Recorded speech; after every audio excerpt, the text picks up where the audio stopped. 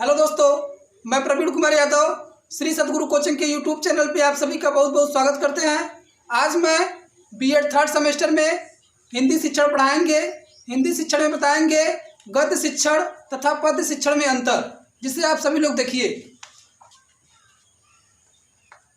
गद्य शिक्षण,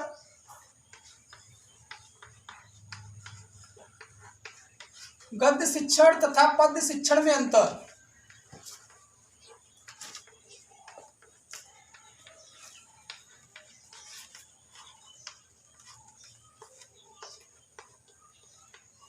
देखिए, गद्य शिक्षण तथा पद्य शिक्षण में अंतर बताएंगे। गद्य शिक्षण,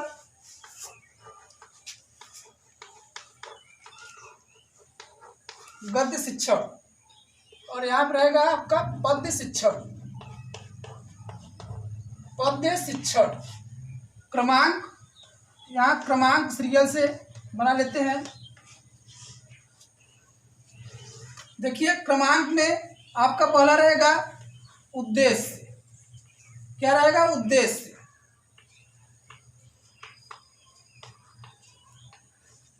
उद्देश्य रहेगा। फिर शिक्षक कथन, शिक्षक कथन, शिक्षक कथन।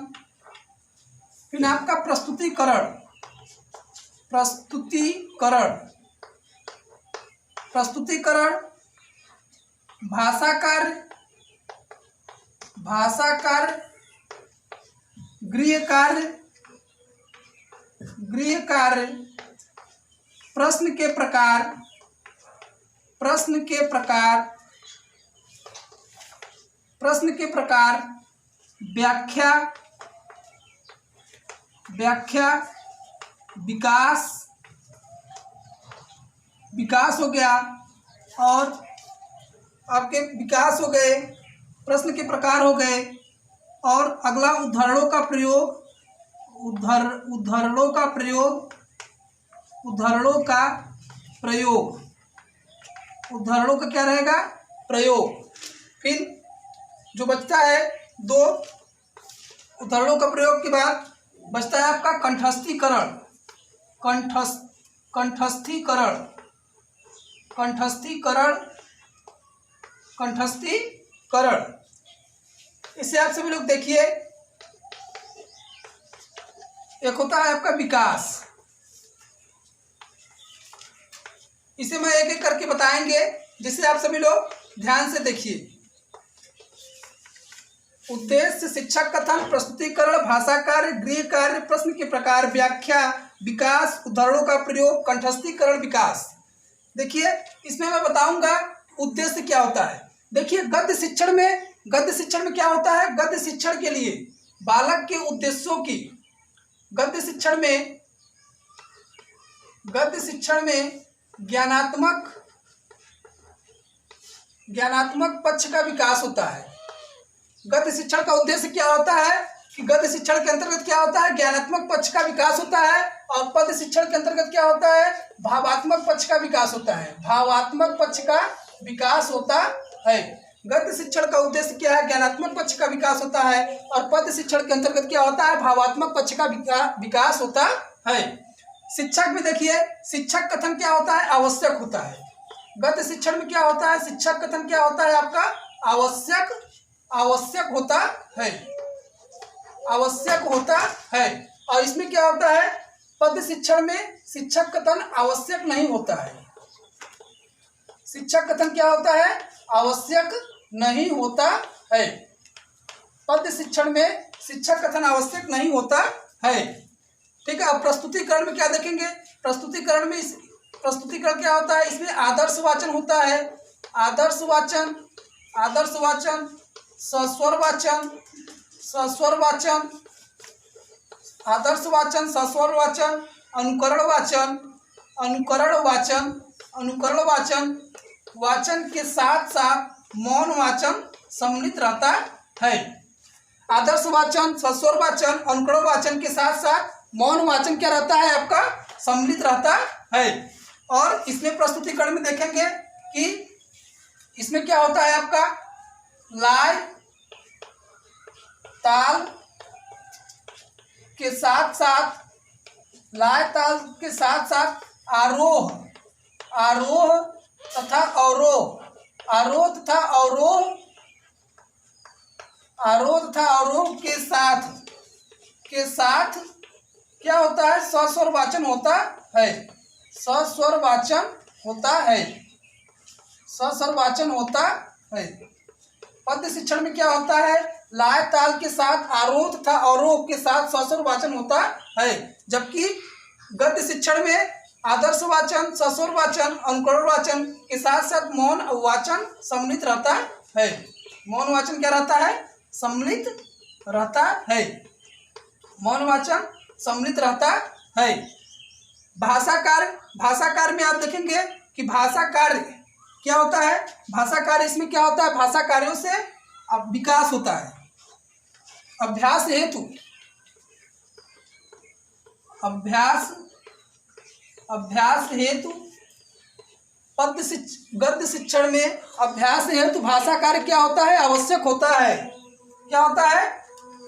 गद्य शिक्षण में अभ्यास हेतु क्या होता है? भाषा कार्य आवश्यक होता है, जबकि पद्य शिक्षण में अभ्यास हेतु भाषा कार्य आवश्यक नहीं होता है। पद्य शिक्षण में क्या होता है? अभ्यास हेतु भाषा कार्य आवश्यक नहीं होता है, ठीक है। और गद्य शिक्षण में क्या होता है?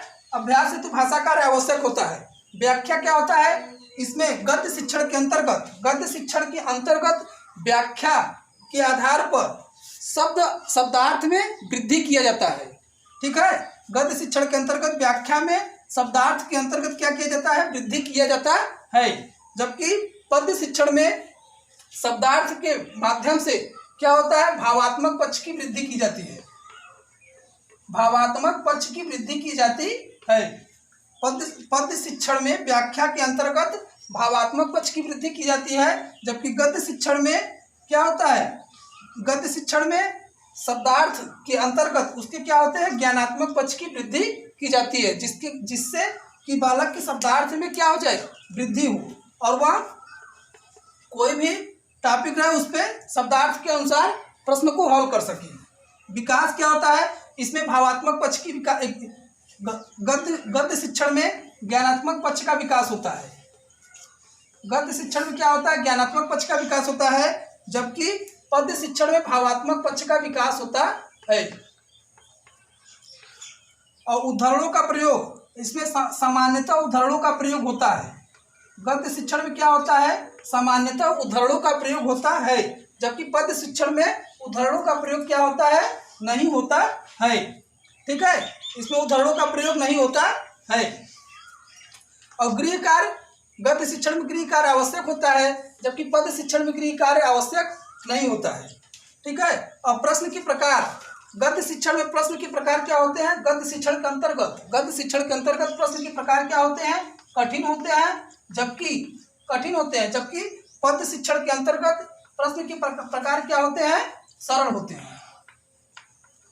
होते हैं। और एक लास्ट बचता है कंठस्थीकरण।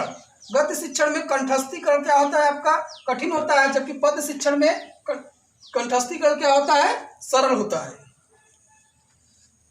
इसे आप सभी लोग देख लीजिए एक बार फिर मैं बता दे रहा हूँ। गद्य शिक्षण था पद्य शिक्षण में अंतर। गद्य शिक्षण में उद्देश्य क्या होता है? ज्ञानात्मक पक्ष का विकास होता है, जबकि पद्य शिक्षण में भावात्मक पक्ष का विकास होता है। शिक्षक कथन गद्य शिक्षण में आवश्यक हो जाता है, जबकि पद्य शिक्षण में शिक्षक कथन आवश्यक नहीं होता है। प्रस्तुतिकरण क्या होता है? इसमें सस्वर वाचन, अनुकरण वाचन, मौन वाचन सम्मिलित रहता है, जबकि पद्य शिक्षण में लाए ताल के साथ आरोह तथा अवरोह के साथ सस्वर वाचन होता है।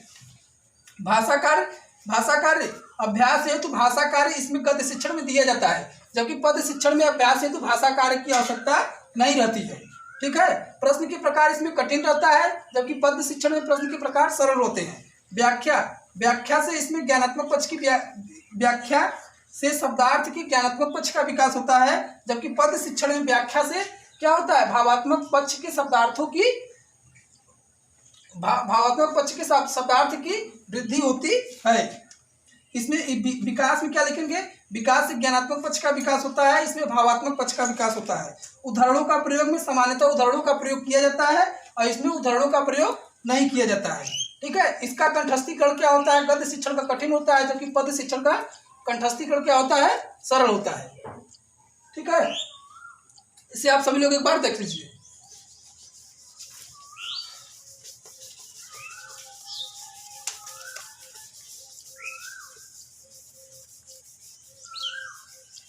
अब बताएंगे पाठ योजना के बारे में। पाठ योजना,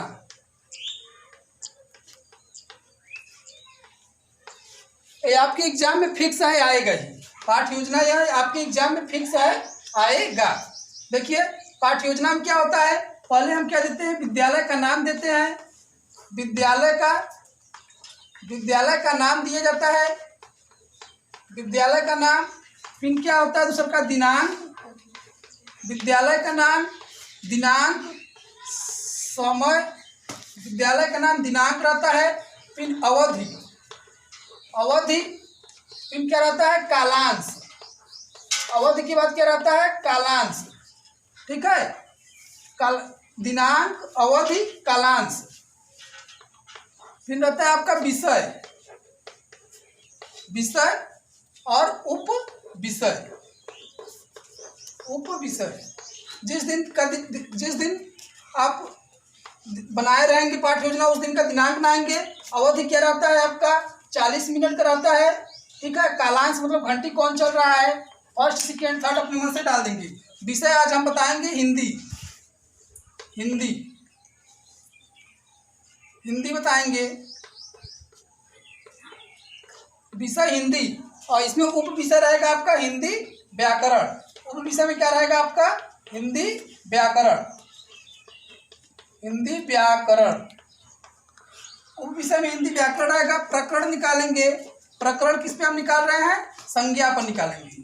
प्रकरण किस पे निकाल रहे हैं, संज्ञा पर, प्रकरण किस पे निकाल रहे हैं, संज्ञा पर। ठीक है, संज्ञा पर निकालेंगे। पहला प्रश्न इसमें क्या होता है, छात्राध्यापक अनुक्रिया, छात्राध्यापक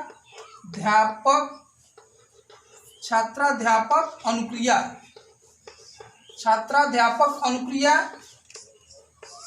फिर दूसरा का आता है छात्र अनुक्रिया।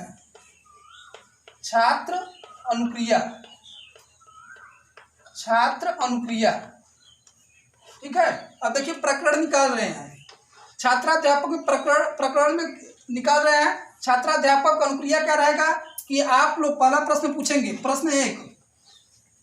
प्रश्न एक पूछेंगे कि पहला एक पूछेंगे, स्कूल में आपको कौन पढ़ाता है।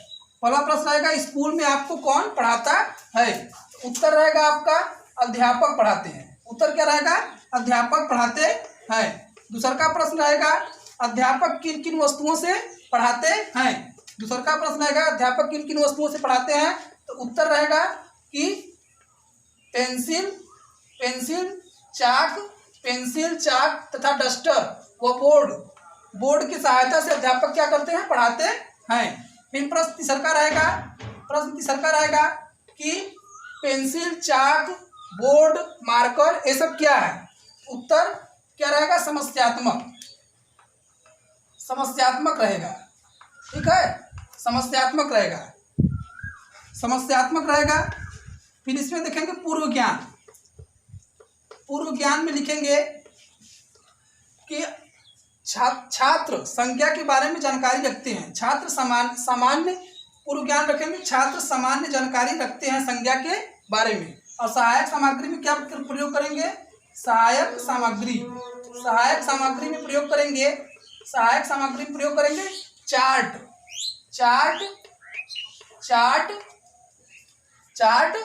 तथा चार्ट का प्रयोग करेंगे। ठीक है, अब देखिए फिर अगला टॉपिक आता है इसी में, छात्राध्यापक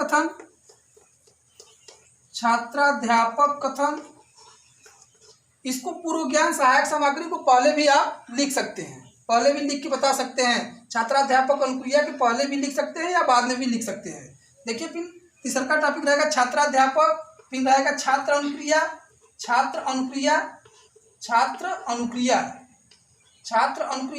और फिर श्यामपट्ट कार्य। क्या रहेगा, श्यामपट्ट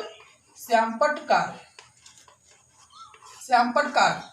छात्राध्यापक अनुक्रिया क्या रहेगा, पहला पहला छात्राध्यापक अनुक्रिया रहेगा कि संज्ञा किसे कहते हैं। पहला प्रश्न क्या रहेगा, संज्ञा किसे कहते हैं। तो स्पष्टीकरण में लिखेंगे, एक क्रमांक में रहेगा, संज्ञा किसे कहते हैं क्रमांक रहेगा, और इस छात्राध्यापक क्या रहेगा, प्रस्तुतिकरण में रहेगा, स्पष्टीकरण में रहेगा, स्पष्टीकरण। संज्ञा एक क्रमांक में लिखेंगे कि संज्ञा किसे कहते हैं, स्पष्टीकरण में लिखेंगे अब कि संज्ञा किसे कहते हैं। तो बताएंगे किसी व्यक्ति, वस्तु, स्थान, गुण, दशा, अवस्था, भाव को प्रकट करने वाले शब्द को हम संज्ञा कहते हैं। और छात्र अनुक्रिया में भी यही चीज आप लिख सकते हैं, ठीक है। और श्यामपटकार में क्या लिख देंगे, श्यामपटकार में चाक डस्टर आप शामिल कर सकते हैं, ठीक है। दूसरा का क्या रहेगा, दूसरा का क्रमांक में रहेगा कि संज्ञा कितने प्रकार के होते हैं, संज्ञा कितने प्रकार के होते हैं। तो इसमें बताएंगे संज्ञा 5 प्रकार के होते हैं। पहला व्यक्तिवाचक संज्ञा, दूसरा का जातिवाचक संज्ञा, तीसरा का द्रव्यवाचक संज्ञा, चौथा पदार्थवाचक संज्ञा, चौथा आपका क्या हो जाएगा, समूहवाचक संज्ञा, और पांचवा भाववाचक संज्ञा। संज्ञा 5 प्रकार के बता देंगे, ठीक है। फिर छात्र अनुक्रिया और श्यामपटकार को भी मेंशन करते रहेंगे। अब इसे बताएंगे व्यक्तिवाचक संज्ञा किसे कहते हैं। पहला बताएंगे व्यक्तिवाचक संज्ञा किसे कहते हैं। अब इसे पूरा संज्ञा को परिभाषित करेंगे तीसरा का क्रमांक में। तो व्यक्तिवाचक संज्ञा किसे कहते हैं, जब हम किसी विशेष व्यक्ति, वस्तु, स्थान का बोध करते हैं तो उसे हम क्या कहते हैं, व्यक्तिवाचक संज्ञा कहते हैं। जैसे आपका हो गया यमुना, मीना, मुंबई। अब फिर दूसरा होता है जातिवाचक संज्ञा। जातिवाचक संज्ञा किसे कहते हैं, जब हम किसी जाति का, किसी विशेष जाति वर्ग का वर्णन करते हैं तो उसे हम क्या कहते हैं, जातिवाचक संज्ञा कहते हैं। जैसे कि गांव, पशु, पहाड़ हो गया, ठीक है। फिर तीसरा आता है भाववाचक संज्ञा। भाववाचक संज्ञा किसे कहते हैं, जब हम किसी के गुण, दशा, अवस्था, भाव को प्रकट करते हैं तो उसे हम क्या कहते हैं, भाववाचक संज्ञा कहते हैं। जैसे ईमानदारी हो गया, बेईमान हो गया, ये सब क्या हो गया, भाववाचक संज्ञा के अंतर्गत आएगा, ठीक है। फिर समूहवाचक संज्ञा किसे कहते हैं, जब हम किसी विशेष समूह के बारे में चर्चा करते हैं तो उसे हम क्या कहते हैं, समूहवाचक संज्ञा कहते हैं, ठीक है। और फिर पांचवा आता है द्रव्यवाचक संज्ञा। द्रव्यवाचक संज्ञा किसे कहते हैं, द्रव्यवाचक संज्ञा उसे कहते हैं, देखिए द्रव्यवाचक संज्ञा किसे कहते हैं, ऐसी संज्ञा जो तरल अवस्था में होता है, जिसकी गिनती करना संभव न हो, उसे हम क्या कहते हैं, द्रव्यवाचक संज्ञा कहते हैं। ऐसे ही संज्ञा के प्रकार के बारे में वर्णन करेंगे कि संज्ञा किसे कहते हैं। ये क्या रहेगा आपका, क्रमांक में रहेगा, क्रमांक में, और छात्राध्यापक कथन और छात्र अनुक्रिया में रहेगा। फिर अगला टॉपिक आपका रहेगा पांचवा इसमें लिखेंगे बोध प्रश्न, बोधात्मक प्रश्न। बोधात्मक प्रश्न में क्या रहेगा आपका, बोधात्मक प्रश्न में पूछ लेंगे कि संज्ञा किसे कहते हैं, संज्ञा कितने प्रकार के होते हैं, भाववाचक संज्ञा बताइए, ठीक है। फिर पांचवा लिख देंगे पुनरावृत्ति प्रश्न। पुनरावृत्ति प्रश्न में भी यही आप लिखेंगे, पुनरावृत्ति प्रश्न में यही आप पूछ सकते हैं, ठीक है। पुनरावृत्ति प्रश्न में यही आप क्या कर सकते हैं, पूछ सकते हैं, पांचवा, ठीक है। फिर लास्ट में क्या देंगे आप, छठा क्या देंगे आप, लास्ट में गृह कार्य देंगे, गृह कार्य देंगे। और ये 7वां काम रहता है, गृह कार्य 7वां काम रहता है। 6वां काम क्या रहेगा आपका, निरीक्षण, अवलोकन विधि, अवलोकन।